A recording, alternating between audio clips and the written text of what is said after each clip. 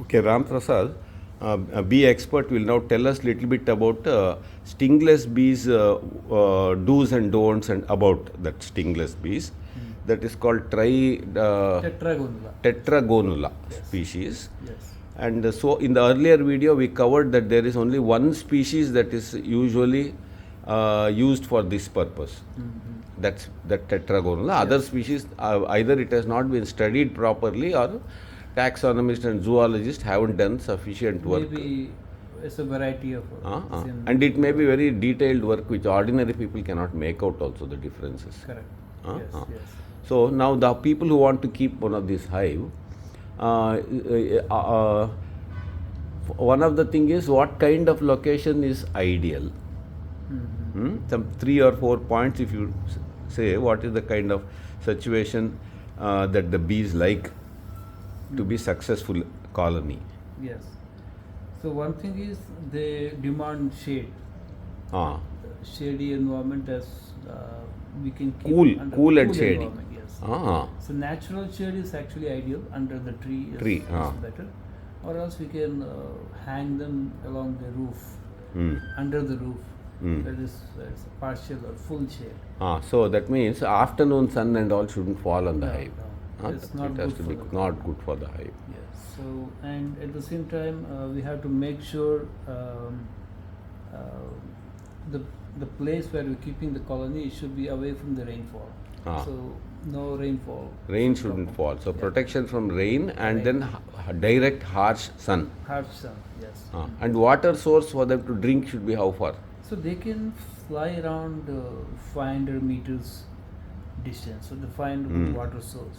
If we have, we can keep a small mug of water and put a sponge on top of it. They can sit on the sponge and Suck drink it up. water, suck it up. Okay. You can change the water every other day. So No, that's a good idea. That's point. They'll not drown in it. yes, yes. Then how far do these bees travel to collect the nectar? Stingless bees, yeah, for maximum 500 meters to 600 meters they can travel. that place. If around that area, if the flowers are not there enough, then they will suffer. These are very, very strong honeybees. I've seen a few colonies with a very small number of small colony size, but yet the colony is still surviving like 3 or 4 or 5 years. Even if they don't, there's a scarcity in the food. When there's scarcity, they minimize the colony size. When the food is abundant, they increase the colony size. So if some good rains come and then the Yes. flowers are more, they can breed quickly and Yes, cover up and survive. yes, yes. Okay. Then another question: in apartment buildings and all, have people successfully kept these bees in the Yes. balcony? Yes. They have.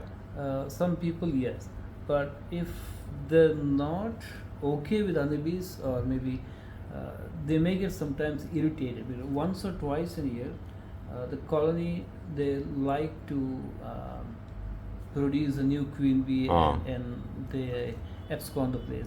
They try to divide themselves. So it's a natural behavior of the honeybee. So the stingless bee, especially. So you can see hundreds of thousands of them roaming around in the same, very next to the hive, and they sometimes they fight within the same colony. Sometimes the intruder colony may try to settle inside this beehive, killing all this beehive. So there will be some big conflict. At that time, people can see a lot of bees dying on the floor. Sometimes they may bite someone, so they may feel irritating. So otherwise, I don't think it's. So it is not an issue. Then another thing, in these apartments, people are spraying for mosquito control and all. Many of the city apartments they spray. Correct. So if that happens, there will be mass death. Is it? They will die. Will They die out. Even the time like February, March, January, February, and March, what I observed in areca plantations in Mudradi, Agumbe, and also they spray pesticide. I mean, it's not a pesticide. That copper sulfate. No, that is during the rainy season. Rainy season. So now they want to retain the flowers in the front areca plantation. They want to prevent the flower from drying. So I think they're spraying some pesticide for that. So because of that, I've seen stingless bees dying, stinging bees dying, ants are dying. We don't have. Finally, wasps people around. also will die after a while. Yeah, Yeah, so definitely. those things are definitely. Huh. Ants, bees, wasps, I've seen butterflies. So they all actually die. Right? So we cannot keep this beehive close to such places. Pesticiding is one Yeah, one danger that these bees have. So I'm talking about the rainforest regions. So if you go to Deccan Plateau, so Deccan regions like Nagpuri forest, you can go to Kagalipura, that forest. So even in Kagalipura, so last year when we visited the place, inside the forest we found very tiny stingless beehives. Even in Tumkur, Gubbi, that region, where we have human habitation, where pesticides are extensively used, we don't have any beehives. Not even single natural beehive. If you go to Nagpuri forest and other dry forests, inside the forest we have stone sculpture temples. In the crevices we have tiny beehives of this stingless bees. So they are very susceptible to. So if you are going to keep these beehives, if one of you, the viewers, want to keep the beehives and all, they will have to make sure that it is not a place with heavy pesticiding happening nearby, because bees can't tolerate that pesticide. That is one thing. Then water has to be nearby. Yes. Third, they need shade and protection from rain. Correct. Apart from that, if there is a season where there is flowering is less, can you give supplement of sugar syrup or jaggery syrup or So something? we cannot do this for stingless bees. For Stinging bees we can. do.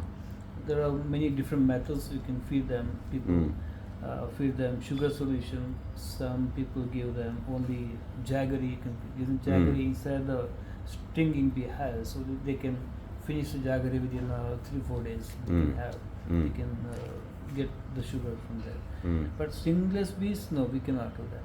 Yeah. Okay, so if their flowers are decreased, they will die a little bit and population will. They decrease the colony size, but they won't die. They won't die. They can wait. They can wait. Yes. Okay. Then apart from that, they can go quite high up and access coconut and arecanut trees also. Correct. And the hive can be kept at a height of 3rd floor, 4th floor also. They can manage. Correct. Yes.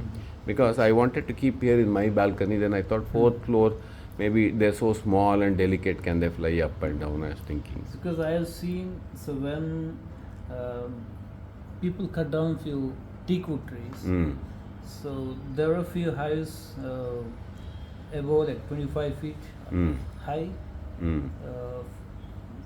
I think one of the tree I have seen about 28-29 feet.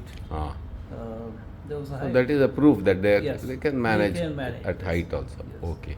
Then anything else you want to tell, general advice for people who are thinking of trying this bee? Stingless bee. Stingless bees.